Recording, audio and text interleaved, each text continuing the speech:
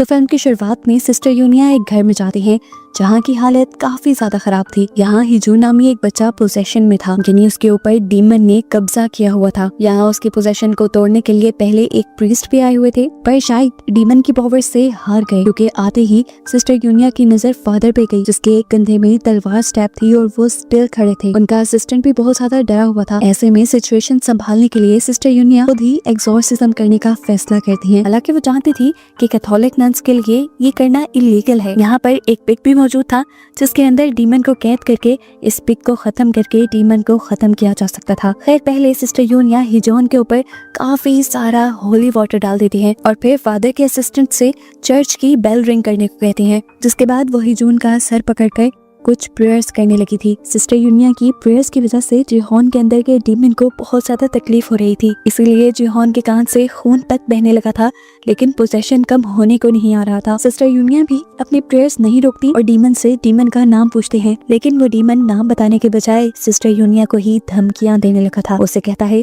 तुम इस साल का स्प्रिंग नहीं देखोगी, मैं तुम्हें ऐसी मौत दूंगा कि वो मौत इंसानों में सबसे ज्यादा भयानक होगी। तुम्हारे जैसे प्रीस्ट और फादर्स नहीं, हम जैसे सारे डीमंस को हेल में कैद कर दिया, लेकिन अब ऐसा नहीं होगा। सिस्टर यूनिया उसकी बातें सुनने के साथ साथ अपनी प्रेयर्स पढ़ती जा रही थी, जिसकी वजह से आखिर हिजोन बेहोश तो हो गया, लेकिन वो जानती थी कि हिजोन सिर्फ कंट्रोल में आया है, उसका पोजेशन खत्म नहीं हुआ। इसीलिए हिजोन को चर्च के हॉस्पिटल में एडमिट करवा दिया जाता है। हिजोन की मॉम यहाँ पर डॉक्टर को बताते हैं कि हिजोन को पोजेशन है, लेकिन यहाँ पर डॉक्टर फादर पावलो उसकी बात पे यकीन नहीं करते, क्योंकि उनको खुद पोजेशन और एक्सॉर्सिज्म पे यकीन ही नहीं था। वो इस चीज को नहीं मानते थे कि कोई डिवल एंटिटी या कोई और पावर इंसान की बॉडी पर कब्जा कर सकती है। यही बात वो हिजोन की मॉम कभी समझाने की कोशिश करते हैं कि आपके बेटे को किसी किस्म का पोजेशन नहीं है, ये एक मल्टी पर्सनालिटी डिसऑर्डर है जिससे आपका बेटा गुजर रहा है और एग्रेशन में है। लेकिन हिजोन की मॉम ने फादर पावलो को बताया वो पोजेशन में ही है। काफी मर्तबा उसका एक्सॉर्सिज्म भी किया गया, यहाँ तक के 2 फादर्स उसका एक्सॉर्सिज्म करने में नाकाम भी हो गए। लेकिन फिर उस दिन सिस्टर यूनिया ने आकर सब कुछ हैंडल किया। ये सुनकर डॉक्टर पावलो, जो खुद एक प्रीस्ट थे, वो काफी हैरान हुए, क्योंकि कैथोलिक नन्स एक्सॉर्सिज्म नहीं कर सकती थी। ये काम उनके लिए इलीगल था और इसी वजह से हम देखते हैं कि सिस्टर यूनिया को चर्च की मैनेजमेंट ने भी मीटिंग में बुलाया हुआ है। यहाँ पर अपनी सफाई देते हुए सिस्टर यूनिया बताती हैं कि उस टाइम सिचुएशन बहुत ज्यादा खराब थी, एक्सॉर्सिज्म के अलावा कोई दूसरा ऑप्शन नहीं था। सिचुएशन को कंट्रोल करने के लिए मैंने एक्सॉर्सिज्म किया और अभी भी उस बच्चे को एक्सॉर्सिज्म की जरूरत है।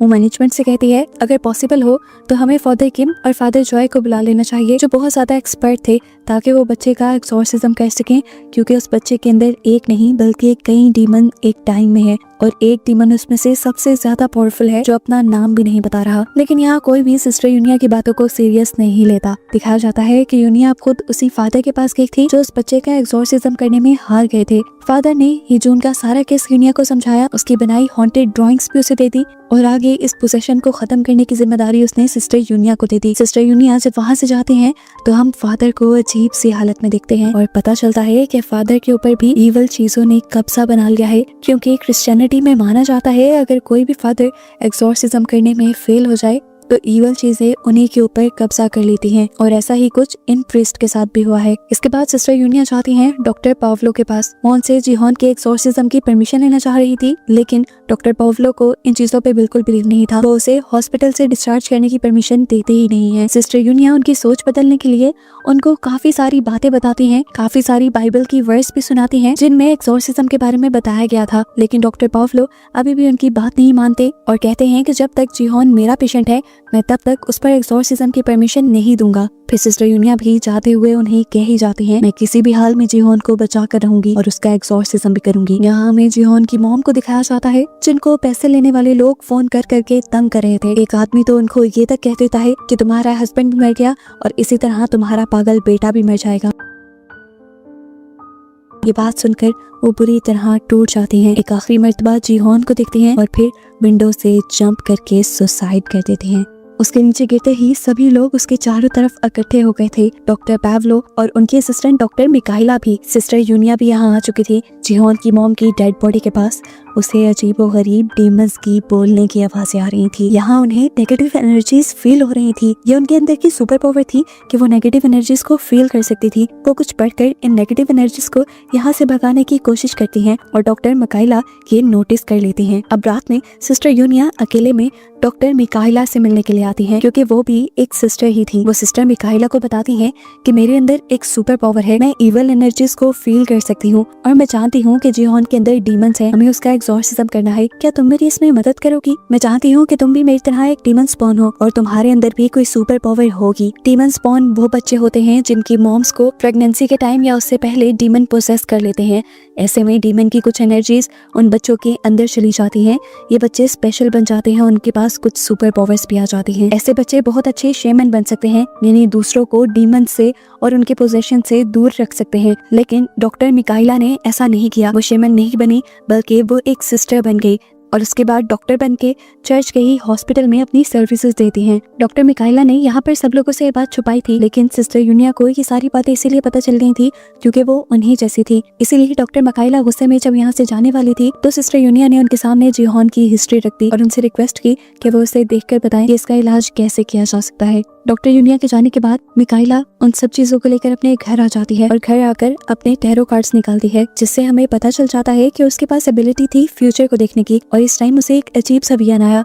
उसने अपने विजन में बहुत सारी गोड्स को मरा हुआ देखा। वो अपने टैरो कार्ड्स में से 2 कार्ड्स को पिक करती है, जिसमें से एक डीमन निकलता है और दूसरा हाई प्रिस्टेस। ये देखते ही उसे अपनी जिंदगी का फ्लैशबैक आने लग जाता है। असल में वो पहले अपनी बहन के साथ ये कार्ड रीड किया करती थी। ये दोनों बहनें ही डीमन स्पॉन थी। डीमन स्पॉन के बारे में मैं पहले ही बता चुकी हूँ। मिकाइला की मॉम का डीमन फिर मिकाइला की सिस्टर के अंदर आ गया था। उसका बहुत इलाज करवाया गया, लेकिन आखिर वो मर गई और उसके मरने के बाद से उसकी सोल मिकाइला को डराती रहती है। मिकाइला को उसके बिला वजह वियंस भी आते रहते हैं, जिनसे वो बहुत डरती है। उसके इस डर का भी इलाज करवाया गया, लेकिन मिकाइला दूर भाग गई। अभी भी जिस टाइम मिकाइला को ये डरावने वियंस आ रहे थे, तभी वो डर कर उठी।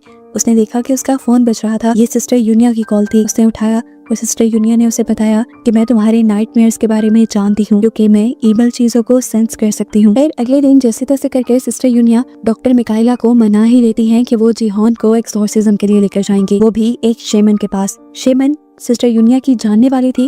वो पहले सिस्टर यूनिया के साथ सिस्टर ही थी चर्च में, लेकिन क्योंकि वो भी डीमन स्पॉन थी इसीलिए वो शेमन बन गई। हाइवॉन जिहोन का रिचुअल शुरू करती है। ये वाटर रिचुअल था, उसे पानी के अंदर जाना था। इस रिचुअल में बहुत सारे जानवरों को पिलाया गया था, क्योंकि जिहोन के अंदर के सभी डीमंस को इन जानवरों में कैद करके इन जानवरों को मारकर उन डीमंस को खत्म करना था। लेकिन वो डीमंस उनकी सोच से भी कहीं ज्यादा ताकतवर निकले। उन्होंने ये एक्सॉर्सिज्म ही पलट दिया, जिसकी वजह से यहाँ सारे जानवर ही जिंदा मारे गए और हाइवॉन बहुत ज्यादा परेशान हो गई। फेल होने के बाद अब इन लोगों को वापस घर जाना था। ये जब वापस जा रहे थे तब हाइवॉन ने सेंस कर लिया कि सिस्टर यूनिया बीमार है।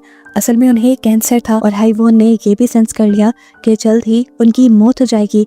इसीलिए वो सिस्टर यूनिया को अपना ख्याल रखने को कहती हैं। ये लोग अब अपने चर्च वापस आ जाते हैं, जहाँ पर सबसे पहले डॉक्टर मिकाइला की क्लास लगा लेते हैं डॉक्टर पावलो, क्योंकि ये दोनों उनकी परमिशन के बगैर जिहोन को एक्सॉर्सिज्म के लिए ले गए थे। डॉक्टर पावलो कहते हैं सिस्टर यूनिया का तो पता नहीं, लेकिन आप क्या पागल हो गई थी? क्या आपको भी वो एक्सॉर्सिज्म का केस लगता है? वो सिर्फ मेंटल डिसऑर्डर है मिकाइला। याद करो, आज से 17 साल पहले तुम्हें भी था। तुम जब यहाँ आई तो तुम्हारा इलाज हुआ और अब तुम ठीक हो। अब तुम्हें वो ड्राउने वियंस नहीं आते। जो बात सुनकर मिकाइला ने कहा, I am sorry doctor Pavlo, लेकिन वो वियंस मुझे आज भी हॉन्ट करती हैं, आज भी डराते हैं।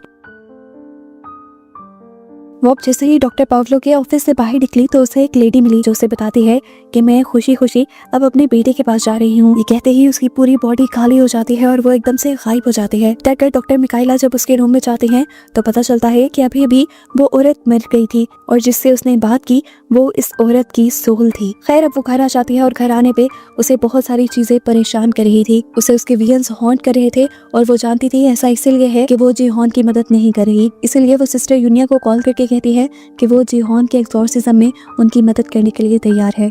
ये लोग अब डॉक्टर पाउलो के साथ ही जिहोन को चर्च के अंदर ले जाते हैं और वहाँ पर उसका एक्सॉर्सिज्म शुरू किया जाता है। सबसे पहले सिस्टर यूनिया होली वाटर उसके ऊपर डालती है, जिससे वो बहुत ज्यादा भड़क जाता है, इतना कि उसने पहले सिस्टर यूनिया का ही गला पकड़ लिया और फिर डॉक्टर पावलो का भी।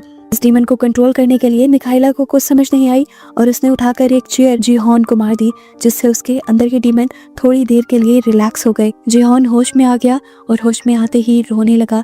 उसने यूनिया की मिन्नतें की कि प्लीज मुझे बचा लो, ये डीमंस मुझे मार देंगे और मैं मरना नहीं चाहता। आज का एक्सॉर्सिज्म इनका फेल हो चुका था। जीहॉन वापस हॉस्पिटल में था। अब डॉक्टर मिकाइला और सिस्टर यूनिया साथ बैठी हुई थी। सिस्टर यूनिया मिकाइला से कहती है, हमें एक्सॉर्सिज्म करने के लिए उस डीमन का नाम जानना है जिसने जीहॉन के ऊपर कब्जा किया हुआ है। नाम जाने बगैर हम उसका एक्सॉर्सिज्म नहीं कर पाएंगे। इस टाइम डॉक्टर मिकाइला सिस्टर यूनिया के सामने ही कार्ड रीडिंग करती हैं और उन्हें बताती हैं कि उन्हें उस डीमन का नाम जानने के लिए और अपने एक्सॉर्सिज्म को परफॉर्म करने के लिए एक तीसरे आदमी की भी जरूरत पड़ेगी।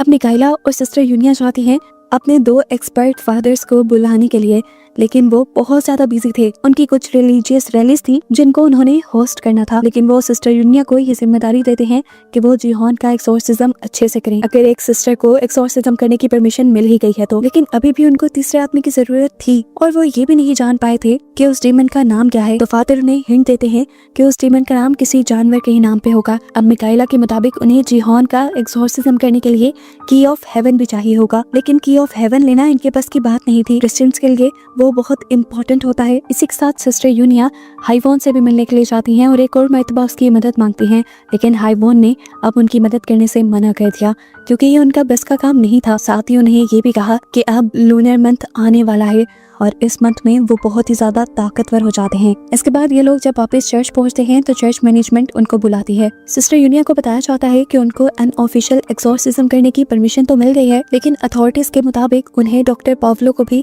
अपने एक्सॉर्सिज्म में साथ रखना होगा। तब सिस्टर यूनिया ने कहा, हम डॉक्टर पावलो को साथ कैसे रख सकते हैं फादर, उनका तो एक्सॉर्सिज्म पे बिलीव ही नहीं है। तब फादर ने कहा, मैं नहीं जानता, लेकिन यही रूल है, एक्सॉर्सिज्म में मैं और डॉक्टर पावलो दोनों आप लोगों के साथ होंगे। अब यहीं पर सिस्टर यूनिया उनसे की ऑफ हेवन भी मांग लेते हैं, जिस पर वो कहते हैं कि की ऑफ हेवन उन्हें नहीं मिल सकता और अगर उन्होंने अनऑफिशियली उसे लेने की कोशिश की तो उनकी सारी अथॉरिटी खत्म कर दी जाएगी। लेकिन खुशकिस्मती से अगले दिन मैनेजमेंट उन्हें की ऑफ हेवन भी दे ही देती है, लेकिन इस शर्त पर कि हर हाल में उन्हें एक ही एक्सॉर्सिज्म के बाद इस डीमन को हेल में पहुंचाना होगा, चाहे उसके अंदर जीहॉन बचे या ना बचे। एक्सॉर्सिज्म शुरू कर दिया जाता है।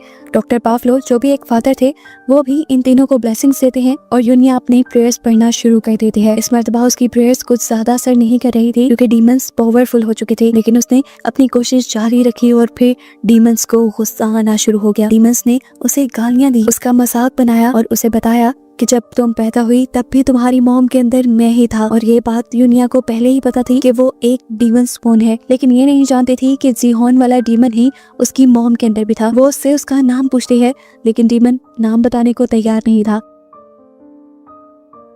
यूनिया से कहती है, तुम कमजोर हो, अकेले हो, लेकिन डीमन ने बताया, मैं एक नहीं हूँ और हम सब की पावर मिलकर तुम्हारी सोच से भी कहीं ज्यादा है। वो बताता है कि उसने दुनिया में आने के लिए 233 साल इंतजार किया और इसके बाद वो हर साल इस दुनिया में आता रहा। हर साल किसी न किसी को अपना शिकार बनाकर वो मारता रहा। उसे बच्चे बिल्कुल नहीं पसंद और वो दुनिया के बच्चों को मारना चाहता है। वो बताता है कि वो अभी तक 292 बच्चे मार चुका है। ये बातें बताने का मकसद ये नहीं था कि डीमन यूनिया को डरा रहा था, वो सिर्फ यूनिया को डिस्ट्रैक्ट कर रहा था। यूनिया जब उसकी बातें सुन रही थी तभी वो कमरे में हलचल मचा देता है और एक अलमारी यूनिया के ऊपर गिरा देता है। मिकाइला बहुत ज्यादा घबरा जाती है और यूनिया से पूछती है, अब क्या करोगी? वो उसे कहती है, मुझे की ऑफ हेवन दो, जो लेकर वो दोबारा अपनी प्रेयर्स पढ़ने लग जाती है। लेकिन इस मर्तबा भी उसके ऊपर ज्यादा कुछ फर्क नहीं पड़ रहा था। थोड़ी ही देर में बाहर हाइवॉन का असिस्टेंट भी आ गया इन लोगों की मदद करने के लिए। बाहर शीमन रिचुअल भी शुरू कर दिया गया डीमन को भगाने के लिए। यूनिया ने मिकाइला से दरवाजा खोलने को कहा जहाँ से बाहर की आवाजें अच्छी तरह अंदर आ सकें और शीमन रिचुअल की आवाजें सुनकर अब डीमन भी तड़पने लगा। डीमन के तड़पने से जीहॉन की बॉडी बिल्कुल काली पड़ चुकी थी, लेकिन डीमन ने भी हार नहीं मानी और बाहर बैठे हुए हाइवॉन के असिस्टेंट के ऊपर जो कि शीमन रिचुअल कर रहा था उसके ऊपर भी वो चीजें फेंकने लगा और उसे डिस्ट्रैक्ट करने लगा। हाइवॉन का असिस्टेंट डरा नहीं और उसने अपना काम जारी रखा। उसने रिचुअल तोड़ा नहीं, जिससे अब डीमन थोड़ा सा कमजोर होने लगा था। जब हर तरफ हलचल मच रही थी तब यूनिया ने डीमन से कहा, तुम मुझे बस अपना नाम बता दो, मैं वादा करती हूँ कि मैं तुम्हें अपनी बॉडी में ले लूंगी। डीमन यूनिया की बात मान लेता है और यूनिया को अपना नाम बता देता है। फाइनली अब यूनिया को नाम मिल चुका था। इसके बाद उसने डीमन से कहा, तुम जीहॉन की बॉडी को छोड़ दो और मेरी बॉडी के अंदर आ जाओ। डीमन जैसे ही जीहॉन की बॉडी को छोड़ता है, यूनिया को एक विजन आता है जिसमें वो और जीहॉन स्पिरिचुअल वर्ल्ड में थे और स्पिरिचुअल वर्ल्ड में जीहॉन उसे शुक्रिया कह रहा था। इतनी देर में यहाँ बहुत तेज हलचल मचना शुरू हो जाती है। हर चीज टूटने फूटने लगती है और आग लग जाती है, क्योंकि डीमन जिहोन की बॉडी को छोड़कर यूनिया की बॉडी में आ रहा था। यूनिया कमजोर पड़ चुकी थी।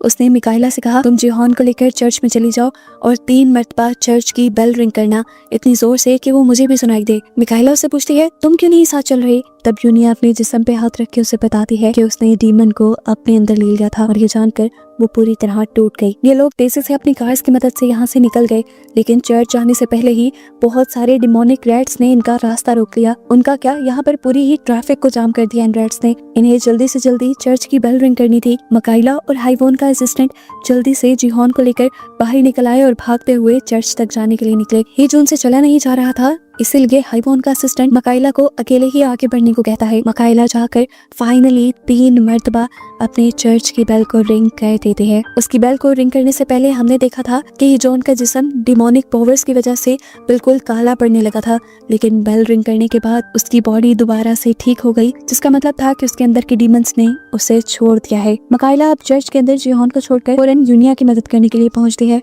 यहाँ हमें दिखाया जाता है सिस्टर यूनिया ने अपनी बॉडी के ऊपर की ऑफ हेवन रख के डीमन को अपने अंदर ही सील कर दिया था, और अपनी बॉडी में डीमन को सील करने के बाद वो आग के अंदर चली गई। उसने सुसाइड कर ली, अपने आप को मार दिया, अपने आप का सेक्रीफाइस दे दिया, और उसके साथ ही डीमन भी मर गया। वो जानती थी कि कैंसर की वजह से वो पहले ही मर जाएगी, इसलिए उसने डीमन को खत्म करने के लिए जिहोन के बजाय अपनी जान को खतरे में डालने का फैसला किया, और ये बात मिकाइला को पहले नहीं बताई। डीमन के खत्म होने के बाद हमें दिखाया जाता है कि अब फादर पावलो का भी माइंड बदल गया था। वो भी एक्सॉर्सिज्म और पोसेशन पे यकीन रखने लगे थे। वो उस जली हुई बिल्डिंग से मिलने वाली की ऑफ हेवन अपनी मैनेजमेंट को दे देते हैं। और कहानी के लास्ट सीन में हमें मिकाइला और जिहोन को दिखाया जाता है, जो एक लंबे सफर पे निकल रहे थे, इस इरादे के साथ कि वो दुनिया में मौजूद बाकी 12 डीमंस को ढूंढकर मार डालेंगे, उन्हें हेल में पहुंचा देंगे। और बस इनके इसी सफर को दिखाते हुए ये मूवी यहाँ खत्म हो जाती है।